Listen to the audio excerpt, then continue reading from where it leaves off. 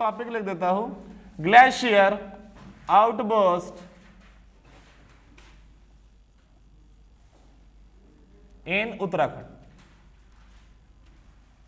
देखो अगर इसमें भी मैं गुरु बनकर अगर आपको पढ़ा दूं कि एज ए टीचर यस यहां पे ऐसा हुआ यहां पे वैसा हुआ, कुछ नहीं रहेगा ध्यान में, हार्डली एक दिन दो दिन या बहुत अच्छे समझ गए किसी को, with concept clarity with location, अगर कोई पहले से पढ़ चुका है, ठीक है, इंडिया का मैप उसके पहले ही दिमाग में थोड़ा बहुत भरा हुआ है, तब वो याद रख सकता है महीना भर 2 महीना या 6 महीने।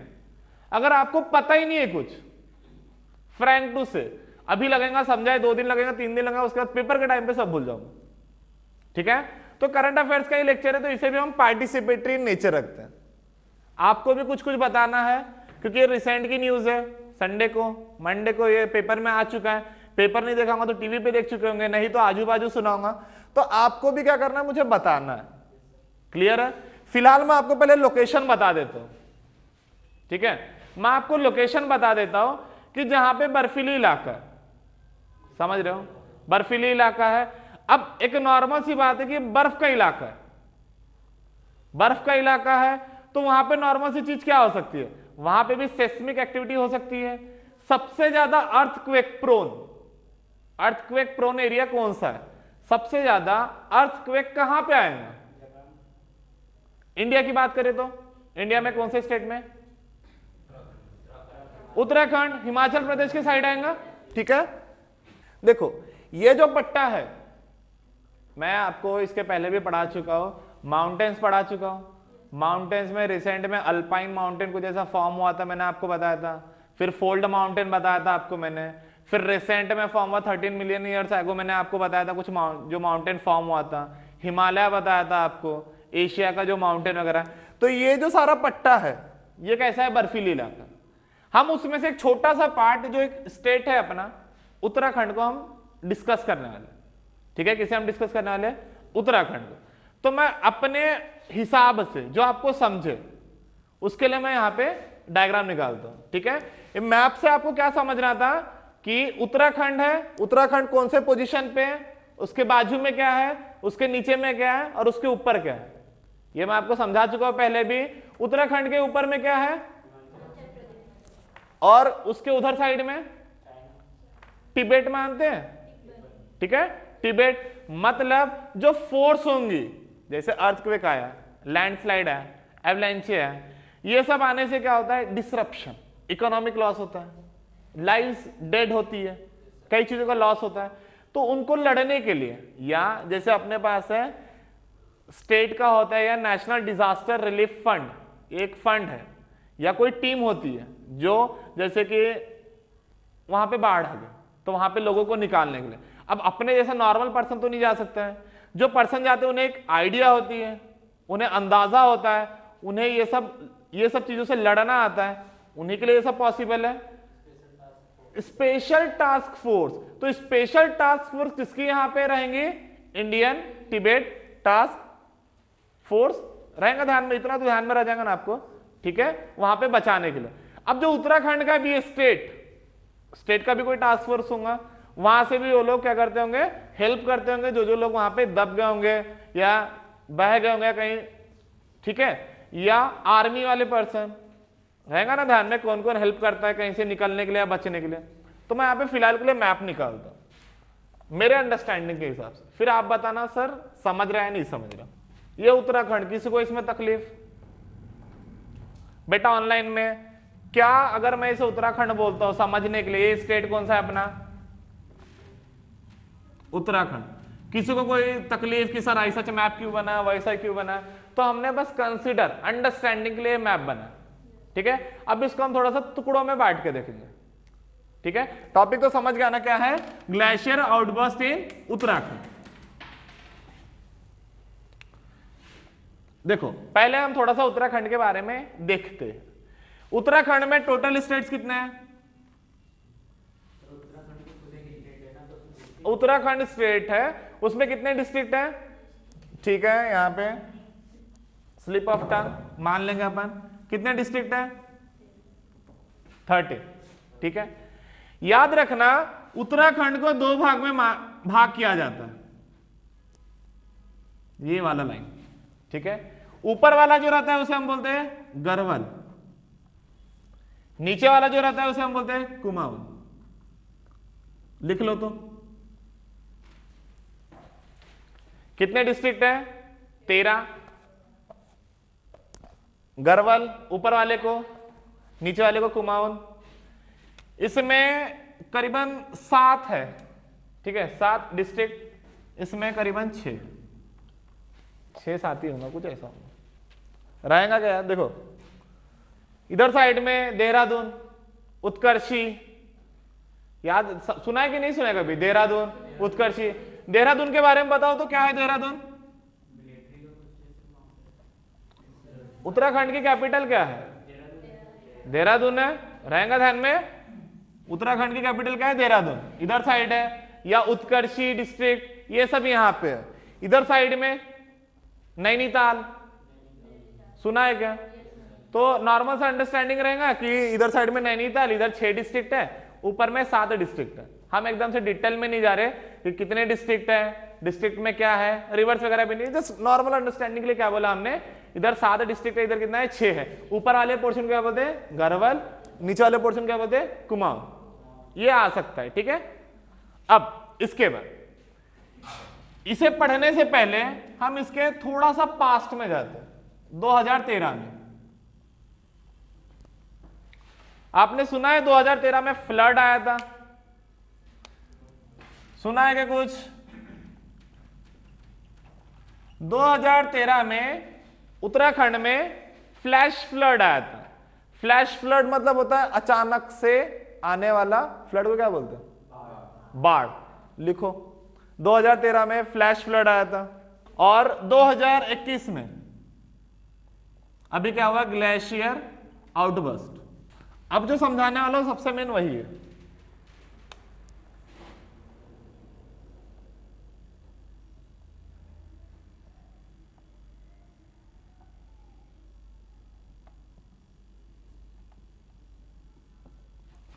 देखो नॉर्मल सा जैसे लैंड एरिया है, हम वैसा क्या मान लेते हैं, जो ग्लेशियर पार्ट है वो भी कैसा है? वैसे ही है।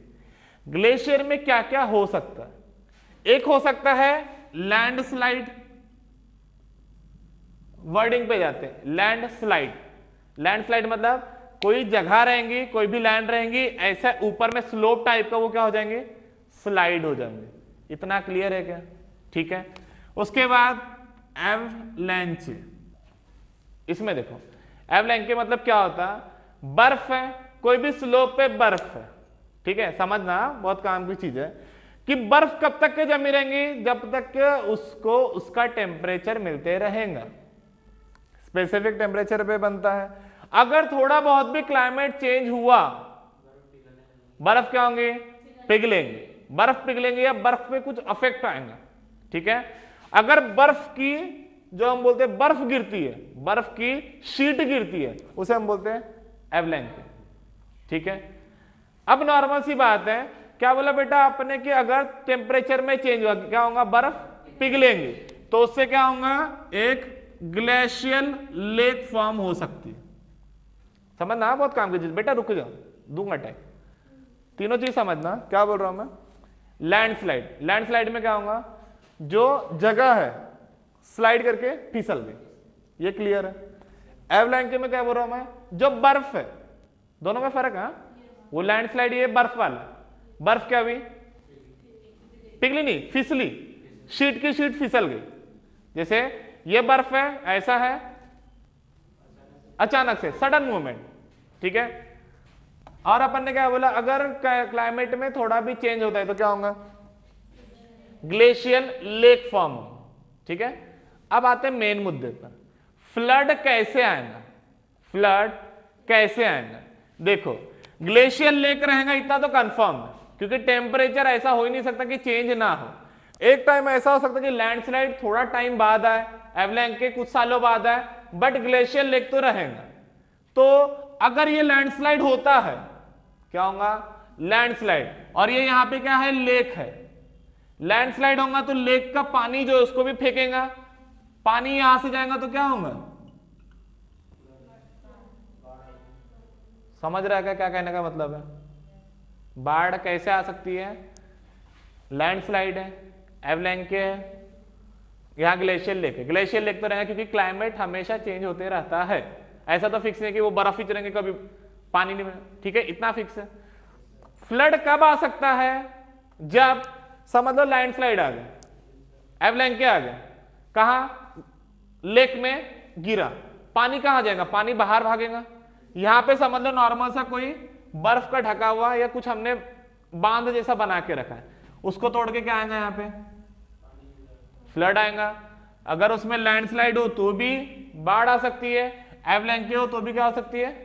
बाढ़ आ सकती है। अब सर एवलैंच आएगा क्यों? एक तो हमने बता दिया क्लाइमेट चेंज, दूसरा हम बोलते हैं सेस्मिक एक्टिविटी। सेस्मिक एक्टिविटी मतलब जब टेक्टोनिक प्लेट्स की मूवमेंट होंगी, समझना क्या बोल रहा हूं मैं? टेक्टोनिक प्लेट्स की मूवमेंट होंगी, ठीक है, अर्थक्वेक आएगा, दरारें आएंगी, दरारें आने से क्या हो सकती है? एवलैंच हो सकती है, या क्या हो सकती है? लैंडस्लाइड। एक बता दिया मैंने। दूसरा वोल्केनो इरप्शन, अगर प्लेट की मूवमेंट हुई, वहां से भी क्या हुआ? वोल्केनो का इरप्शन हुआ, मूवमेंट हो रहा प्लेट का, तो कंडीशन क्या है? फ्लड आ सकता है, ठीक है। यही फ्लड अगर अचानक से आता है, फ्लड अगर अचानक से आता है, एकदम से आता है, ये क्या है? सडन मूवमेंट रहेगा, अचानक से आता है, उसे हम क्या बोलते हैं? क्लियर हो रहा है क्या सभी चीज? इसके ऊपर एक एक लाइन लिख सकते हो क्या बताया मैंने इसका मीनिंग? हिंदी में लिखना है, इंग्लिश में, जो कंफर्टेबल लगता है वो, पर लिखो इसका मीनिंग क्या होता है, लिखो। ओके लिखो, इसकी डेट लिख लेना। ये 17 कब आई थी? 17 जून को आई थी, 17 जून 2013। फ्लैश फ्लड कहां पे? उत्तराखंड। कौन सा ग्लेशियर वहां पे मेल्ट हुआ था? तो यहां पे लिखा है चोराबेरी ग्लेशियर। और कौन से रिवर को अफेक्ट किया था? एक मिनट, चोराबेरी ग्लेशियर क्या हुआ था? मेल्ट हुआ था, ठीक है। मेल्ट होने से क्या बनाऊंगा? पानी बनाऊंगा। पहले से कोई एक रिवर थी जिसका नाम था Mandakini, Mandakini river. Normal understanding है, रिवर में क्या रहेगा? पानी। ये क्या बर्फ क्या हुई? पिघली, पिघलने से क्या हुआ? इसका पानी कहां गया होगा? मंदाकिनी रिवर में।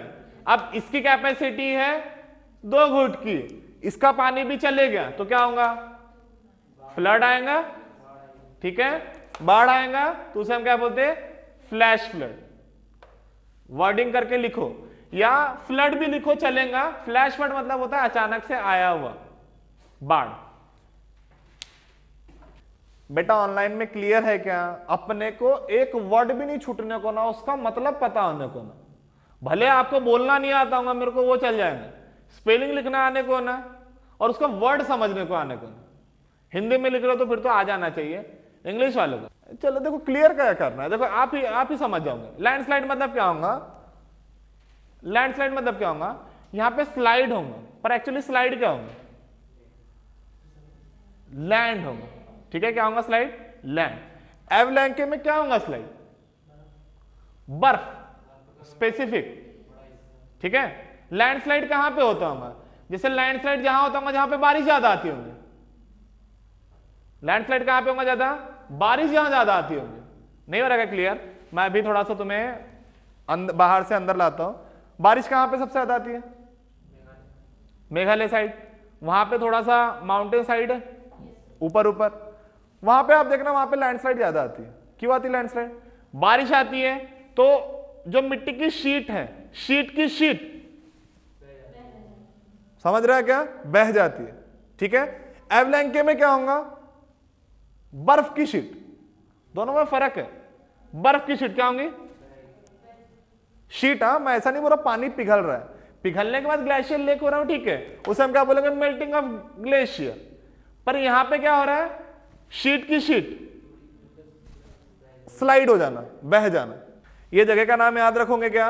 2013 में, अभी रिसेंट में चल रहा है तो थोड़ा बहुत पता रखो पिछले बार क्या हुआ था।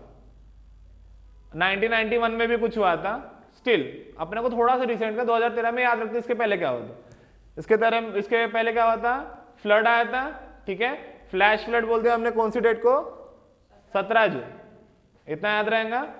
उसके बाद हमने क्या बोला, इधर देखना सभी, यहां क्या हुआ था, चोराबेरी जो ग्लेशियर था ये क्या हो गया, मेल्ट हो गया। मेल्ट मतलब पिघलना, पिघला। पिघलने से क्या हुआ, जो मंदाकिनी रिवर पहले से भरी हुई थी, या उस केस में जितना, ये पहले से इतना जगह है, और इसके ऊपर मान लो मेल्ट होने के बाद और पानी गया, तो क्या होगा, नॉर्मली क्या होगा, फ्लड होगा। वहां पे वो टाइम पे उतना आया था। इतना कम से कम याद रखो उसके लिए।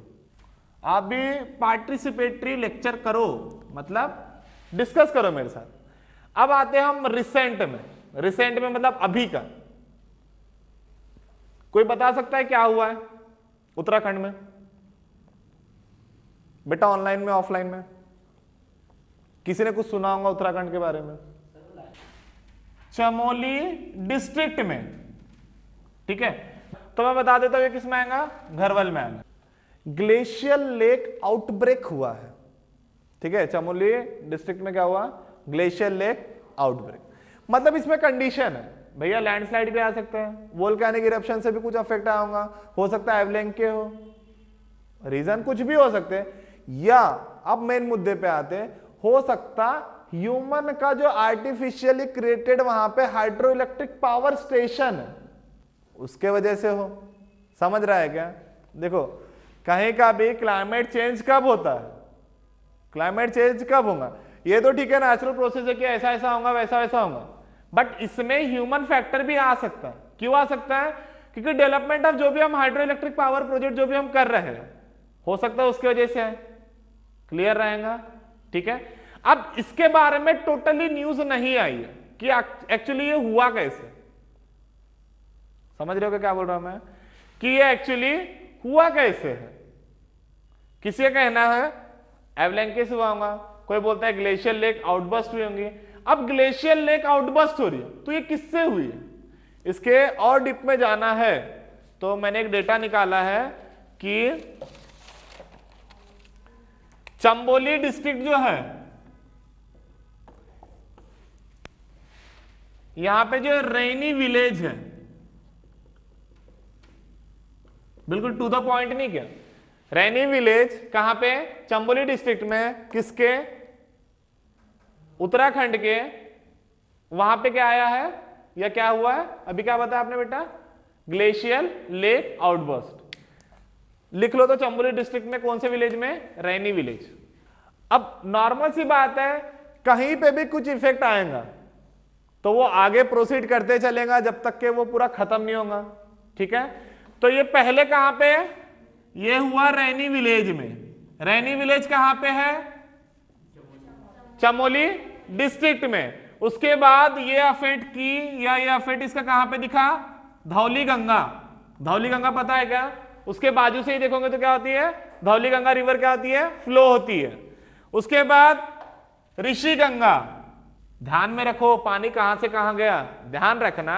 अगर फ्लड कहीं पे भी ज्यादा आ गया, जैसे यहां पे ही मान लो आ गया, तो पानी कब तक के बहते रहेंगे, जब तक के खत्म नहीं होता, जब तक के उसका फोर्स कम नहीं होता, तब तक के क्या रहेगा, वो बहते रहेगा। तो ये चमोली डिस्ट्रिक्ट के कौन से विलेज में आया, रैनी विलेज। यहां लिख देना चमोली डिस्ट्रिक्ट। ठीक है, उसके बाद ये कहां गया, धौली गंगा। कहां पे, विष्णु प्रयाग, सुना होगा आपने। उसके बाद कहां पे, ऋषि गंगा। उसके बाद श्रीनगर। एक मिनट इधर ध्यान देना। अब क्या हुआ, पानी आ रहा है हमको पता चल गया, हमको ये भी पता चल गया कि भोपाल से इंदौर में आने में कितना टाइम लगेगा। उसी बेसिस को देखकर जो यहां पे श्रीनगर में श्रीनगर डैम था, उसे क्या कर दिया गया, खाली करवा दिया गया। समझ रहे क्या करवा दिया गया, खाली करवा दिया गया। डैम कैसे खाली करवाया होगा, गेट खोला होगा। ठीक है, अगर हम गेट नॉर्मल टाइम में स्लो स्लो अगर ओपन करें तो पानी अच्छे से चले जाएंगे, बट वही अगर वो टूट जाए और एकदम से सडन हो तो क्या आ जाएगा, उससे बाढ़ आ जाएंगे। क्लियर है। इसके बाद ये देवप्रयाग में, अच्छा देवप्रयाग की खासियत बताओ मुझे। यस, गंगा रिवर क्या होती है, देवप्रयाग में बनती है। ठीक है, गंगा रिवर किससे बनती है, मतलब कौन से दो रिवर है उनसे बनती है, अलकनंदा और मंदाकिनी हो गया तो वो रुद्रप्रयाग हो गया ना, भागीरथी। अगर जहां पे ये दोनों मिलते हैं, इट में भी हम ऐसा बोल सकते हैं हरिद्वार के आसपास, तो इसे हम क्या बोलते हैं, गंगा फॉर्म करती है। क्या फॉर्म करती है? गंगा फॉर्म करती है। समझ रहा है क्या? देखो इसकी न्यूज पूरी नहीं आई, ठीक है। इसे हमें क्या करना है, टुकड़ों में रिसेंट में जो हुआ, जैसे मैंने आपको पास्ट बता दिया, रिसेंट में आ कैसे सकता है, जो फ्लड है, फ्लैश फ्लड है, लैंडस्लाइड है, वो कैसे होगा, वो टर्म्स हम क्या कर रहे हैं, कवर कर रहे हैं। अब जो ये रैनी विलेज में आया था या चंबोली डिस्ट्रिक्ट में, क्या हुआ वहां पे, मान लेते हैं पानी वहां से ज्यादा हो गया होगा या ग्लेशियर आउटबर्स्ट हुआ होगा, उसके बाद से कहां कहां गया वो हम अभी देख रहे हैं। रहेगा क्या याद? इसके बाद ऋषिकेश,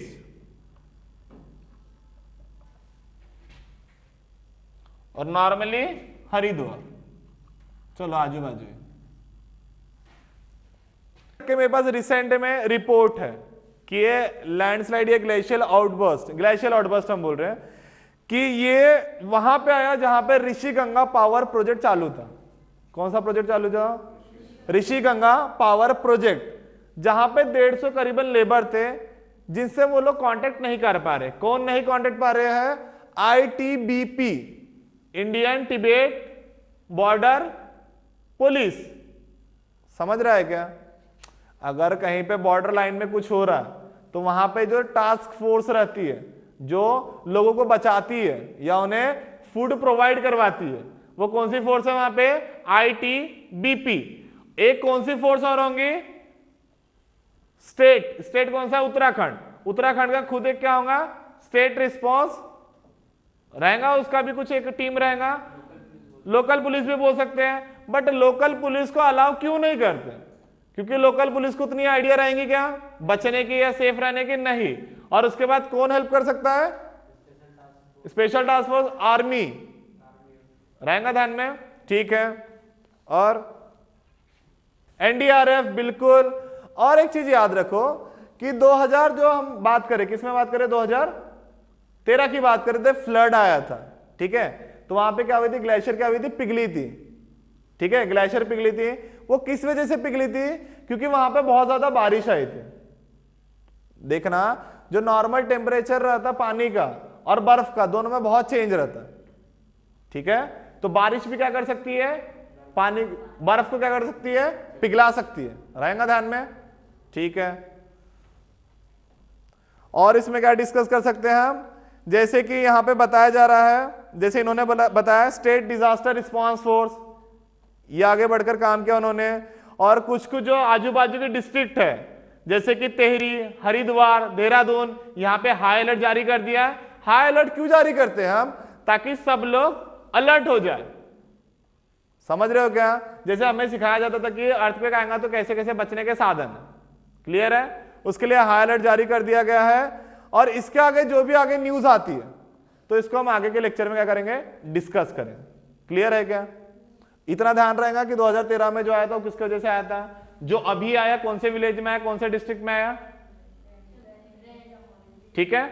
और यहीं पे क्यों होता है ये सब? क्योंकि ये सब पार्ट कैसा है? ग्लेशियर वाला है, ठीक है। ग्लेशियर पार्ट है और हमें नॉर्मल सी अंडरस्टैंडिंग है लैंडस्लाइड कहां पे होगा, एवलैंके कहां पे होगा। इसके ऊपर आपको आंसर कैसे पूछेगा?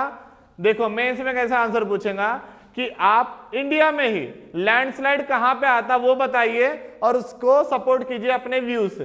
तो पहली बात आप क्या लिखोगे? लैंडस्लाइड क्या होता है। उसके बाद आपको इसमें मैप बनाना पड़ेगा।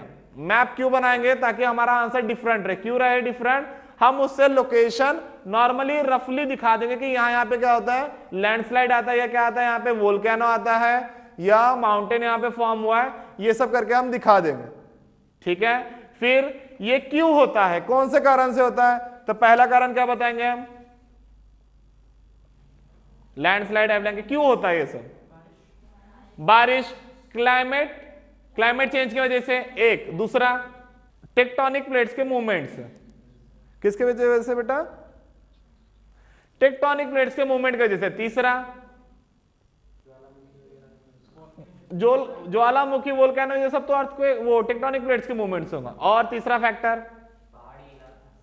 पहाड़ी इलाका, तो इसको हम कैसे थोड़ा सा और चेंज करके बोलो, जियो फिजिकल फैक्टर बोल सकते हैं, ठीक है, कि उनका लोकेशन वैसे साइड में है। और चौथा सबसे मेन टॉपिक है ह्यूमन इन्फ्लुएंस, ठीक है। अभी तो ऐसा बताया जाता है वहां पे हाइड्रो इलेक्ट्रिक पावर का तो कंस्ट्रक्शन ठीक है, अभी वहां पे माइनिंग भी होती है, ठीक है। तो हमें अगर इसको बचाना है, अभी आपने बता दिया उसके कारण, अब बताओ मुझे इंपैक्ट क्या क्या होगा? Destruction of infrastructure, get it, किसका डिस्ट्रक्शन होगा? इंफ्रास्ट्रक्चर का। उसके बाद लॉस ऑफ लाइफ, यस बेटा। इकोसिस्टम में चेंज होगा, ये हम क्या बोलेंगे? इकोलॉजिकल डिसबैलेंस रहेगा। ध्यान, 3 हो गए। चौथा, अरे यही आंसर लिखना पड़ता है और एमपीपीएससी में तो ज्यादा आ सकता ही है। आप कोई भी अगर पढ़ते हो एमपीपीएससी या बायोडायवर्सिटी पे काफी अफेक्ट करेंगे, ठीक है। उसके बाद क्लाइमेट चेंज, हम पहले ही नहीं, अभी क्लाइमेट चेंज तो होगा। और क्या इंपैक्ट हो सकता है? इकोनॉमिकल डिसरप्शन, मान लो अभी यहां पे क्या आ गया, फ्लड आया या उसके जैसे ग्लेशियर आउटबर्स्ट हुआ, तो मोदी सर ने क्या बोला है कि 2 लाख हम देंगे पर डेड पर्सन पे, 50,000 देंगे पर डैमेज या उसके वजह से जो इफेक्ट आया है। पैसे देने में कोई फर्क नहीं है, सबसे मेन चीज क्या है? ह्यूमन रिसोर्स जा रहा है हमारा। क्या जा रहा है हमारा? Human resource. समझ रहे हो क्या ह्यूमन रिसोर्स मतलब? A person, a man, a woman with skills, ऐसा इंसान क्या है? डेथ हो रहा है। तो ये क्या है? हमारा लॉस है, ठीक है। हमने क्या देखा? उसका कॉजेज देख लिया, पहले डेफिनेशन देखा, फिर लोकेशन देखा, कॉजेज देखा, इफेक्ट देखा। अब सॉल्यूशन बता, क्या कर सकते, कैसे प्रोटेक्ट करें? बिल्कुल, रिड्यूस द ह्यूमन इंटरफेरेंस, ठीक है। पर अगर हम ह्यूमन इंटरफेरेंस को रिड्यूस करते हैं तो हमारे जो प्रॉफिट की चीजें, जैसे माइनिंग करने से जो हमें मिनरल्स मिलेंगे, हाइड्रो इलेक्ट्रिक पावर प्रोजेक्ट बनाने से जो हमें इलेक्ट्रिसिटी मिलेगी, तो इसे हम कैसा बोलेंगे? Sustainable use of resources. हम ह्यूमन फ्रीड को क्या करेंगे? कम करेंगे। कौन से सेंस में? टूरिस्ट प्लेसेस जो होती है, समझ रहे हो क्या? जाने से कोई तकलीफ नहीं है, वहां जो कचरा करते हैं अपन, उससे क्या होता है? लॉस होता है, ठीक है। वो सेकंड हम क्या बोलेंगे? सस्टेनेबल यूज ऑफ मिनरल्स और रिसोर्सेज। सस्टेनेबल मॉडल हम यूज करेंगे ताकि आज जो हम यूज करें उसमें कोई कॉम्प्रोमाइज ना हो और जो हमारी फ्यूचर जनरेशन आएंगी उसमें भी कोई कॉम्प्रोमाइज ना हो। उसके बाद हम क्या कर सकते हैं? लोगों में अवेयरनेस ला सकते हैं, ठीक है। जो भी वहां पे लोग रहते हैं हम उन्हें सिखा सकते हैं कि भैया फ्लड आया तो आप ऐसा करना, वैसा करना। उससे क्या हो सकता है? इंसान बच सकता है और खुद की जान बचा सकता है, ठीक है। अवेयरनेस क्रिएट करेंगे बाय वे ऑफ प्रमोटिंग, ठीक है, प्रमोशन करना या अवेयरनेस कैंप लगाना, ये सब करके हम क्या कर सकते हैं? लोगों को बचा सकते हैं। एमपीपीएससी, यूपीपीएससी अगर आप ऐसी एग्जाम देते हो तो उसमें ये लेवल का पूछ सकता है। इनफैक्ट यूपीएससी में भी ये लेवल का पूछ सकता है कि वोल्केनो अफेक्टेड जोन, उसका लोकेशन आपने दे दिया, रीजन दे दिया, सॉल्यूशन दे दिया, इंपैक्ट बता दिया आपने, और गवर्नमेंट क्या इनिशिएटिव ले रही है। रहेगा ध्यान, अगर आप इतना बताते हो तो आपका एक आंसर सफिशिएंट मार्क्स के लिए बनता है। रहेगा ध्यान में? किसी को कोई डाउट? ठीक है, तो मैंने यहां पे आपको क्या बताया था? ऋषि गंगा पावर प्रोजेक्ट का वहां पे क्या चल रहा है? काम चल रहा है। क्या चल रहा है? काम। अब काम कर रहे होंगे तो वहीं पे लोग एकदम से आ गए तो क्या हो गए? वहीं के वहीं दब गए होंगे। तो करीबन 150 लोगों से कांटेक्ट वगैरह नहीं हो पा रहा, ठीक है। इट मे बी लेबर्स, हो सकता है उसमें कोई इंजीनियर हो सकता है उसमें कोई भी। समझ रहा है क्या? ये सब वहां पे हुआ है। टोटली अभी रिपोर्ट वहां की नहीं आई है, ना ही हमें पता चला है कुछ उसके बारे में। अगर हमें पूरा डिटेल एनालिसिस मिल जाता है तो हम इसे एक बार और डिस्कस करेंगे। रहेगा याद? देखो, एक सवाल या एक जवाब मुझे दिया गया, क्या सर हम वहां पे प्लांटेशन कर सकते हैं? देखो, प्लांटेशन तो कैसा है? नेचुरल वेजिटेशन, जैसे कल आप पढ़े होंगे, सर ने पढ़ा होगा कि आप वो जगह को छोड़ दो, वहीं पे क्या हो जाएगा? प्लांटेशन होना रहेगा, हो जाएगा। हम एक्स्ट्रा वहां पे ना ही करें तो ठीक है, क्यों? हम वहां जाएंगे, डिस्टर्बेंस क्रिएट करेंगे, समझ रहे हो क्या? उससे क्या हो सकता है? Ecological disbalance. जो अनटच एरिया है, जो अनटैप एरिया है, वही कैसा रहेगा? गुड रहेगा, अच्छा रहेगा, ठीक है? तो प्लांटेशन आप नॉर्मली ऐसे सेंस में बोल सकते हो जहां पे मिट्टी वगैरह का एरिया है, जहां पे जरूरत है, जहां पे काट चुके हैं, जैसे ह्यूमन इंटरफ्रेंस पहले से हो चुका है, समझ रहे हो क्या? ह्यूमन इंटरफ्रेंस पहले ही बहुत हो चुका है, वहां पे बिल्कुल ही कोई पेड़ नहीं है, कोई पौधा नहीं है, उसमें नेचुरल वेजिटेशन कुछ बच नहीं रहा, वो टाइम पे अपन कर सकते हैं। पर अगर पहले से ही वहां पे है तो हम वहां पे डिस्टर्ब नहीं करेंगे, ठीक है? अदरवाइज क्या होगा? हमारा इकोलॉजिकल बैलेंस क्या होगा? डिसबैलेंस हो जाएगा, डिस्टर्ब होगा।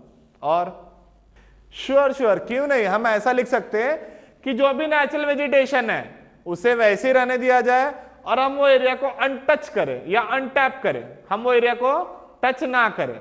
और देखो इसी से मुझे और एक रीजन भी आ गया और एक मेरे पास सॉल्यूशन भी आ गया। और रीजन क्या है? पॉपुलेशन क्या हो रही है हमारी? बढ़ते जा रही है। पॉपुलेशन बढ़ने से क्या हो रहा है? क्या हो रहा है? और नीड्स बढ़ रही है और इकोलॉजिकल डिस्टर्बेंस हो रहा है। देखो कैसा है, अब एमपी में लोग हैं, यहां बहुत पॉपुलेशन बढ़ गई, तो अब यहां से लोग कहीं दूसरी जगह जाना चाहेंगे, बहुत यहां पे भीड़ है, तो वो कैसे रह सकते हैं? जो डेंजरस प्रोन एरिया है वहां पे भी रहना क्या करते हैं? वो कंफर्टेबल करते हैं ताकि वो शांति से रह सके। तो एक पॉपुलेशन भी कारण लिख सकते हैं, अपन लिख सकते हैं, ठीक है? ये सब में पोल्यूशन भी कारण लिख सकते हैं, रहेगा याद, ठीक है? और सॉल्यूशन में क्या लिख सकते हैं? वही लिख देंगे कि लैंड कैसा रहना चाहिए? अनडिस्टर्ब, अनटच रहना चाहिए, रहेगा। और कोई पार्टिसिपेटरी रखो, आप पूछो भी, बताओ भी। हाँ, हमें कैसा चाहिए? हमें गवर्नमेंट की तरफ से कैसा इनिशिएटिव चाहिए कि हमें डिटेल्ड एनालिसिस पहले से हो, समझ रहे हो क्या? डिटेल एनालिसिस, जैसे मैं नॉर्मली मान लेता हूं मुझे एमपी में या महाराष्ट्र में कोई प्रोजेक्ट ओपन करना है, अगर सैटेलाइट से पहले ही मेरे पास इमेज रहे, पहले से ही मुझे पता रहे कैसी जगह है, कहां पे कितना प्रेशर सह सकता है, अगर हमारे पास ये पहले से मैपिंग रहे या सर्वेड मैप रहे, तो उसके हिसाब से हम क्या कर सकते हैं? Sustainable development of a country या स्टेट्स या डिस्ट्रिक्ट, रहेगा यार? बिल्कुल सही बेटा, ये सस्टेनेबल डेवलपमेंट में पॉइंट आपको लिखना पड़ेगा, काफी अच्छा इंपैक्ट पड़ेगा इसका। देखो अब इनका कहना है कि सर वहां पे तो बार बार ही होते रहता है, कितना भी डिस्कस कर लो, बोलने में तो बड़ा अच्छा लगता है कि ऐसा करेंगे वैसा करेंगे। सीधी बात है, क्या है? जियो फिजिकल फैक्टर क्या करता है? मैटर करता है। अब तुम बोलोगे सर जो राजस्थान है, सर वहां पे तो धूप आ जाते रहती है, धूप ही रहती है ना वहां पे ज्यादा करके, सर वहां तो अच्छा अनाज ही नहीं उगते, ऐसा ऐसा बोलोगे तो बेटा ये जियो फिजिकल फैक्टर है, वो वहां पे फॉर्म हुआ है, वहां पे वैसी जगह है। अपन क्या कर सकते? अपन क्या कर सकते? हम लोग मिलके या as a person, as a authority person, आप क्या कर सकते हो? For the prevention, for the protection, get it? हम क्या कर सकते हैं? हम सॉल्यूशन दे रहे हैं, गवर्नमेंट कोई चीज पे इंप्लीमेंट करता है। एक चीज याद रखना, इंप्लीमेंट करना मतलब कोई 1 साल 2 साल 10 साल का काम नहीं होता है, उसके लिए लॉन्ग स्पैन ऑफ टाइम लगता है, ठीक है? तो आपको ऐसा बताना कि आप क्या कर सकते हो, समझ रहे हो क्या? सीधी बात है कि बोलने में अच्छा लगता है हम ऐसा कर देंगे वैसा कर देंगे, पर उसके लिए भी क्या चाहिए? Detailed analysis. क्या चाहिए? Detailed analysis. हम पहले से क्यों नहीं कर पा रहे? क्योंकि पहले से हमारे पास सैटेलाइट से मैप नहीं निकाल पाते थे, हम उतने अभी भी बिल्कुल, जैसे यूएसए में बिल्कुल अपडेटेड नॉलेज है, अपडेटेड टेक्निक्स है, अपडेटेड मशीन्स है, अपने इंडिया में वैसा भी नहीं है। उस चीज से हम लैग कर सकते हैं, और कई चीजें हैं जिससे हम लैग करें। ह्यूमन स्किल, हम उससे भी लैग कर सकते हैं, क्योंकि अगर वही हमारे जो व्यक्ति है, जो भी ह्यूमन स्किल है, अगर उसे अपडेटेड मशीन दिया जाए तो वो काम नहीं करेंगे अच्छे से। वो लोग क्या भगवान ने उनको भेजा है क्या? नहीं, हमारे पास उतना अपडेशन नहीं, ठीक है? तो आपको पेपर में ऐसा बताना है, याद रखना, गवर्नमेंट के बिल्कुल अपोज में भी नहीं चलना है कि हाँ ये तो ऐसा अच्छा है वैसा अच्छा है, ना बिल्कुल उसके फेवर में चलना, न्यूट्रल बना के रखना अपना। क्या बना के रखना? न्यूट्रल। गवर्नमेंट तुमको काम देने वाला है, उसके बारे में नेगेटिव बोल देगा तो कभी आने भी नहीं देगा वो, समझ रहे क्या बोल रहा हूं मैं? गवर्नमेंट कोई भी है, अपन सपोर्ट नहीं कर सकते तो उसका निगेशन भी नहीं करना। क्या बनकर आना? न्यूट्रल। गवर्नमेंट के अंदर काम करने वाले हो, वहां पे इंप्लॉय रहने वाले हो, अगर निगेटिव लिख दोगे कि सर ये गवर्नमेंट तो काम ही नहीं करती है, ये तो अल्लाह का चालू है गवर्नमेंट का, अगर ऐसा कर दोगे तो आगे वाला सिलेक्ट करने से पहले बोलेगा जाओ बेटा बाद में आना। हाँ, एक चीज याद रखना, हाँ सबसे मेन चीज, कोई भी इसका आंसर लिखो, इंटरनेशनल रिलेशन किसी का भी लिखो, इंटरनेशनल रिलेशन में लिख सकते हो कि थोड़ा कंट्री को प्रॉफिट हो, ऐसा हो वैसा हो, चलेगा। पर बाकी चीजों में पॉलिटिक्स हो, हिस्ट्री हो, कुछ भी हो, बैलेंस आंसर लिखना सीखने का, अपने गवर्नमेंट को कभी बुरा भला बोलने का नहीं।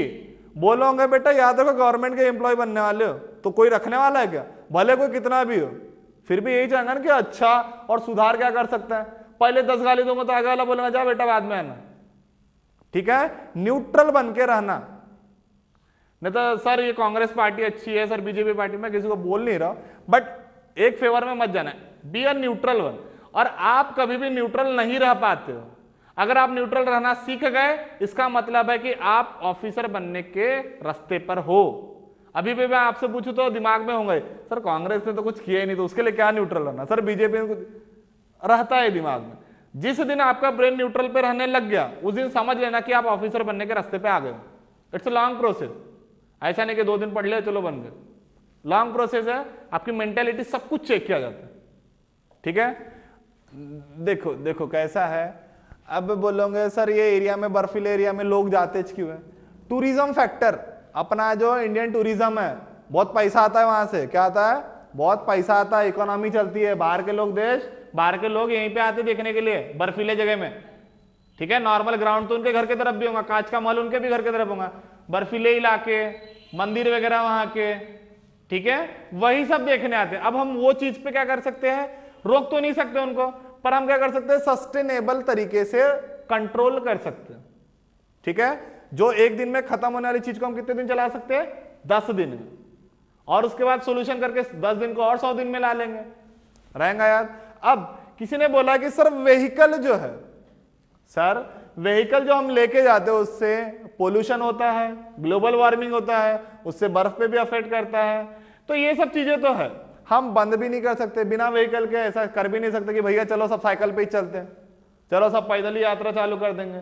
एक दिन अच्छा लगेगा, 2 दिन अच्छा, बाद में तो चाहिए अपने को, क्योंकि कम्युनिकेशन अपना तेज होना चाहिए। जैसे देश अपडेट हो रहा है वैसे अपन भी रहना चाहिए। समझ रहे हो क्या? तो हम ये सब चीजों में कम कर सकते हैं। जैसे कि अभी क्या हो रहा है, इलेक्ट्रिक बस, पता है क्या आपको? इलेक्ट्रिक व्हीकल आ रही है।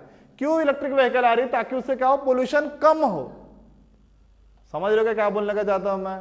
या अगर आप लोग एज ए स्टूडेंट या as a children whatever, अगर आपको ये सब काम करना है तो आप क्या कर सकते हो? कार पुलिंग, बाइक पुलिंग, मतलब एक बाइक से 2 लोग 3 लोग आ सकते हो। सभी के पास पैसा होता है जाने के लिए, अकेला भी जा सकता है। पर अगर वही आप 2 जन मिलके, 3 जन मिलके अगर एक साथ जाते हो, 2 जन मिलके, ठीक है, बाइक पे पता चला 3-3 4-4 बैठ गए, वैसा नहीं। तो आप ये सब कर सकते हो। या आपके डैड के पास कार होंगी तो आप उन्हें बोल सकते हो कि उनके जो फ्रेंड है जो उनके ऑफिस में काम करते हैं उन्हें वो साथ लेके जाए। तो ये कार पुलिंग, बाइक पुलिंग, ये सब कहीं कहीं पे चालू है। इससे क्या करेंगे? As a responsible person, as a responsible citizen हम क्या कर सकते हैं? पोल्यूशन को कंट्रोल थोड़ा कम कर सकते हैं।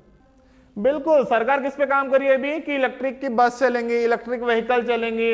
आपने देखा होगा अभी बजट में व्हीकल, जो पुराने व्हीकल है उनको भी ऑडिट करना पड़ेगा। ठीक है, देखा है आपने, सुना है कुछ ऐसा? तो उसके ऊपर वर्क चालू है कि इलेक्ट्रिक व्हीकल आए। ठीक है, अभी कैसा होता है हमारे देश में, क्या है, इलेक्ट्रिक व्हीकल तो आ जाएंगे पर उसका पावर, अब 10 बार चार्जिंग ही करने पड़ जाएंगे तो कितनी तकलीफ हो जाएंगे। ठीक है, बैटरी इतनी बड़ी बनेगी तो जितना अपना वजन नहीं उतना तो बैटरी लेके जा रहे हैं। तो उसके लिए सोल्यूशन अभी भी चालू। बोल बेटा। लिथियम का है ये सब, ठीक है, समझौते हो रहे दूसरे कंट्रीज से कि बात करके कुछ अच्छा सोल्यूशन है। ईरान से यूरेनियम, ठीक है, थोड़ा सा नॉलेज तो है, चलो। और फिर से बोल एक बार। चार्जिंग स्टेशन, ये सब सेकेंडरी फैक्टर है। क्या है सेकेंडरी फैक्टर? पहले देखना पड़ेगा बैटरी चलेगा कितना देर। तो ये बेटा अभी तुमको ना भाग भाग करके जाना पड़ेगा एकदम से। अब तुम ऐसे बोलोगे तो नहीं है, ऐसा पेपर में नहीं आएगा कि कितनी बैटरी लेने वाले हो, क्या करना। पेपर में कैसा आएगा? What will be the effect, या what will be the benefit, या बेनिफिट होगा या लॉस होगा किस चीज में, अगर हम इलेक्ट्रिक व्हीकल यूज करें 2050 तक के, मान लो हमने सब जगह इलेक्ट्रिक व्हीकल ला लिए, पेट्रोल डीजल का सब बंद कर दिया, तो इसके कारण क्या, पहले तो डेफिनेशन क्या है क्या नहीं है, पहले 2-3 लाइन में डेफिनेशन लिखने की आदत सीखो, कोई भी छोटे वर्ड पे कुछ भी मिलता है, क्या होता है इलेक्ट्रॉनिक डिवाइस, वही फेंक दो, पर लिखना सीखने का, ठीक है, और ज्यादा मन के ज्ञान वहां पे नहीं लिखना, गाने उन्हें लिखना है यहाँ पे अलाउड नहीं है, ठीक है, वो लिख दिया। उसके बाद कॉजेस क्या क्या रहेंगे, इंपैक्ट क्या क्या रहेंगे, गवर्नमेंट की इनिशिएटिव क्या है, आपके सोल्यूशन क्या है, ये सब आपको देना पड़ेगा। इनफैक्ट मैं तो ये बोलता हूं, अगर आप न्यूज़पेपर पढ़ते होंगे रोज, उसमें एडिटोरियल पढ़ते होंगे, जो पढ़ते हो ना उसका वहां पे आप एड ऑन क्या कर सकते हो, ये करना चालू कर दो कि आपका मत क्या है। आप पढ़ाई करने आ रहे हो, आप सब लोगों से अब अलग पहले ही हो चुके हो, क्यों, क्योंकि आपने डिसाइड किया, तो आपको सोचना भी अलग सा होगा। वो फालतू का 10 लोग ज्ञान देते वैसा वाला नहीं कि हवाई सर्च करने को ना, तो वैसा with scientific proof, with scientific proof, scientific नहीं तो नॉलेज रहना चाहिए, ठीक है, लगना चाहिए कि आप स्टूडेंट हो या एस्पिरेंट हो यूपीएससी के, ऐसा नहीं कि जनरल किसी को उठा लिया, हाँ भैया बताओ कि अर्थक्वेक आ गया तो क्या करेंगे, अरे भैया जैकेट पहन लेंगे, ये वो कर लेंगे, फालतू का बकवास नहीं करना, ठीक है। तो कोई भी न्यूज़पेपर पढ़ते हो एडिटोरियल, जैसे कि मैं हिंदू फॉलो अप करता हूं, हिंदू का एडिटोरियल पढ़ रहा हूं, तो उसका जो कंटेंट रहता है एडिटोरियल, वो पढ़ने के बाद आपके हिसाब से कैसा ठीक रहना, समझ रहे हो क्या, मैंने पहले एक चीज बता दी, न्यूट्रल रखना है अपने आप को, आपके हिसाब से कैसा रहेगा ये आप सोच के रखो, ठीक है। कई बार देखना लास्ट में ऐसा आएगा सपोर्ट योर व्यू, आंसर में लास्ट में 3 शब्द रहेगा सपोर्ट योर व्यू, तो वो टाइम पे आपका दिमाग चलने को होना, रट्टा मारने वाला काम कुछ नहीं है, ये चाहिए कंसेप्ट, कंसेप्ट के साथ अपने को बोलने का दम या लिखने का दम चाहिए कि अपन उस चीज पे 10 लाइन लिख सके। अगर देखो मान लो हम अमेरिका से क्या करते हैं, बैटरी लेते हैं, अमेरिका से, जापान से, कहीं से भी बैटरी लेते, तो क्या होगा, एक भरोसा टाइप का बिल्ड हो जाता है कि भैया नहीं अब तुम हमें प्रोवाइड कर रहे हो तो आपको भी कुछ लगेगा तो हम देंगे। जैसे इंडिया ने क्या किया अभी पैंडेमिक में, कम से कम 100 दोस्तों को क्या किया, वैक्सीन भेज दी, क्या हुआ इससे, बड़प्पन दिखा कि भाई बड़ा भाई है, छोटा भाई जो भी मदद कर रहा है।